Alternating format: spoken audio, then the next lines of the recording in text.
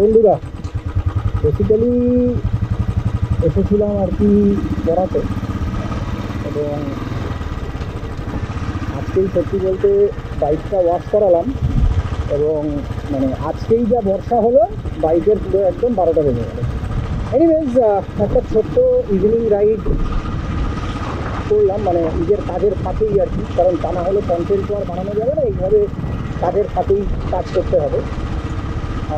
আশা করি তোমাদের এই ছোট্ট ব্লগটা ভালো লাগবে। প্লিজ আমার পুরো ব্লগটা দেখবে আর চ্যানেলকে লাইক শেয়ার সাবস্ক্রাইব করে দাও, আর কমেন্ট করে জানিও যে তোমাদের এই ব্লগটা কেমন লাগে।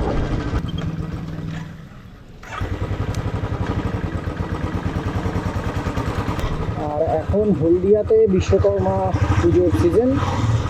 সামনের 17 তারিখ থেকে বিশ্বকর্মা পুজো শুরু, মানে 17ই সেপ্টেম্বর 2024।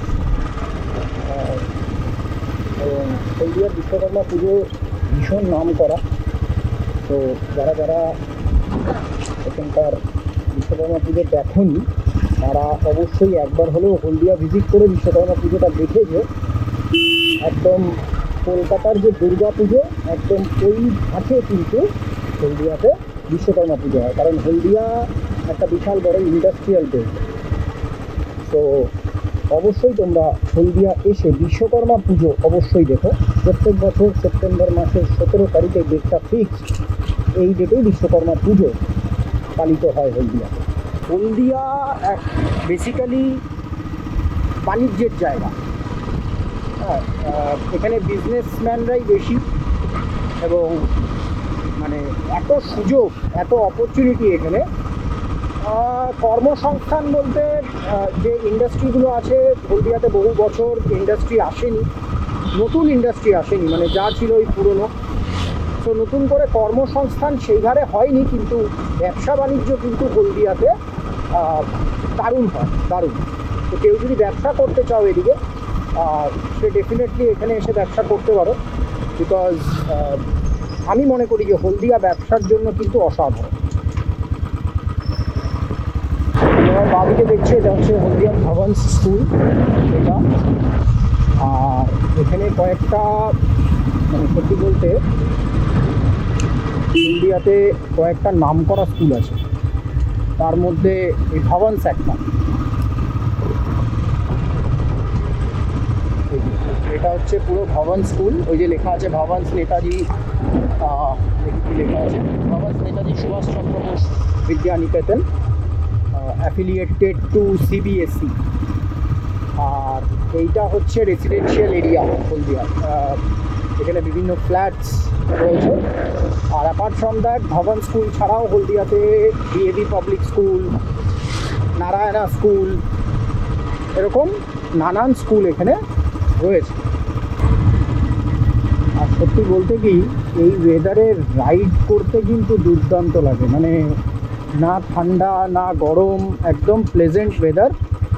আর এর মধ্যে বাইক চালাতে, মানে যারা যারা বাইক এনথুজিয়াস্ট আছো, এটা কিন্তু একটা দুর্দান্ত এক্সপিরিয়েন্স। আমার তো সত্যি বলতে কন্টেন্ট বানানোই হয় না, কারণ আমি এই মুহূর্তে কোথাও যেতে পারছি না সেরকমভাবে। বাট আমার নেক্সট টার্গেট আছে হলদিয়া থেকে মুর্শিদাবাদ, এবং তারপরে হলদিয়া টু পুরী, এবং অবশেষে হলদিয়া থেকে শিলিগুড়ি। তো এই তিনটে আমার নেক্সট আপকামিং রাইডস আমি প্ল্যান করেছি। আপাতত তো সোলো রাইড প্ল্যান করেছি এগুলো। যদি কাউকে পাই বা কোনো টিমমেটকে পাই, তাহলে ডেফিনেটলি আমি কোনো রাইডারকে পেলে আমি ডেফিনেটলি তাকেও অনুরোধ করবো আর কি আমার এই রাইডে আমার সাথে পার্টিসিপেট করার জন্য। ওই যে দেখতে পাচ্ছ এইখানে, এগুলো হচ্ছে সব বিশ্বকর্মা পুজোর প্যান্ডেল। এই যে এগুলো হচ্ছে বিশ্বকর্মা পুজোর প্যান্ডেল।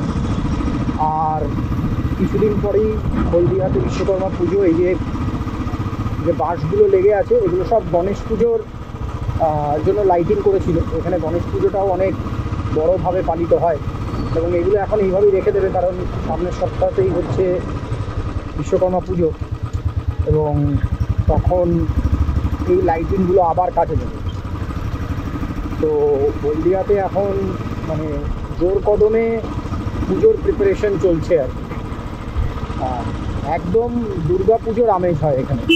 মানে আমরা যারা হলদিয়াতে থাকি কর্মসূত্রে, আমরা অক্টোবর মাসে দুর্গাপুজোর আমেজ নিই কলকাতাতে, এবং সেই দুর্গাপুজোর আমেজ বিশ্বকর্মা পুজোর রূপে আমরা নিই হলো হলদিয়াতে।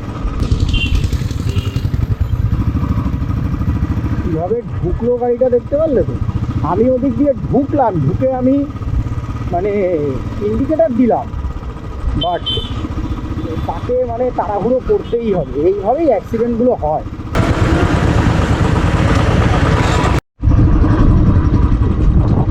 রাত্রিবেলা কোর্ট এরিয়াটা দেখো, জাস্ট সুন্দর লাগছে পুরো টোটাল, বড় বড় স্মার্ট, এগুলো হচ্ছে পুরো কোর্ট এরিয়া। বিউটিফুল বিউটিফুল, সত্যি খুব সুন্দর। মানে রাত্রিবেলাতে হলদিয়াতে এই ফ্লাইওভারটা নতুন হয়েছে, তো রাতে হলদিয়াতে কেউ যদি মানে বাইক রাইডে আসো এই ফ্লাইওভারের উপরে, তখন দেখবে কোর্ট এরিয়াটা ভীষণ সুন্দর লাগে, ভীষণ, এত বিউটিফুলি অর্গানাইজড যে ওপর থেকে মনে হয় কি একদম মানে এরিয়াল ভিউ থেকে একদম একটা ওই ছোটোখাটো একটা সিটি, একটা শহরের মতন মনে হয়।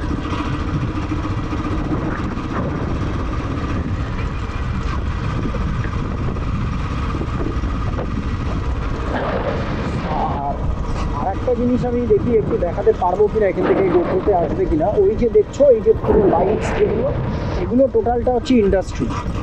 আর ওই ইন্ডাস্ট্রির যদি মানে সামনে থেকে ভিশনটা দেখো, একদম পুরো শহর, যেটা হলদিয়া পেট্রোকেমিক্যাল লিমিটেড আছে, যেটা সব থেকে পুরনো কোম্পানি এখানকার, সেটারও মানে একদম দ্যাট ইজ এ সিটি, একটা বলা যেতে পারে একটা প্ল্যান্ড সিটি হলো হলদিয়া শহরটা।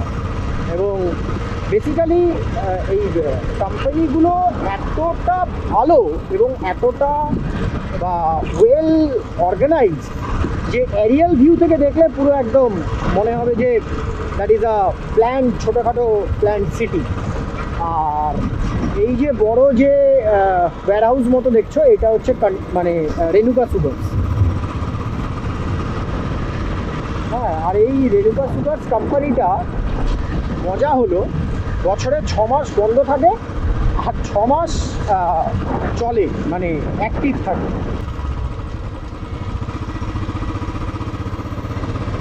এটা হচ্ছে হলদিয়া কোর্ট, আর এর পাশে যেটা আছে আমি দেখাচ্ছি একটু আগে গিয়ে, যেটা খুব সুন্দরভাবে সাজানো আছে যে বিল্ডিংটা, এই যে এটা হচ্ছে হলদিয়ার সিটি সেন্টার।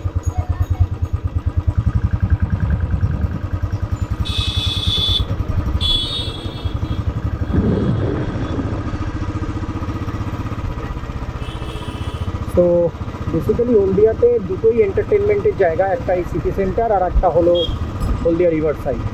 ওই যে বললাম এখনও অনেক কাজ করা বাকি, এটাকে মানে এই শহরটাকে ঠিকঠাক প্ল্যান করলে আরও অনেক কিছু করা যাবে, বাট মানে গভর্নমেন্ট থেকে কেউ একটা ইনিশিয়েটিভ নিলেই হলো আর কি।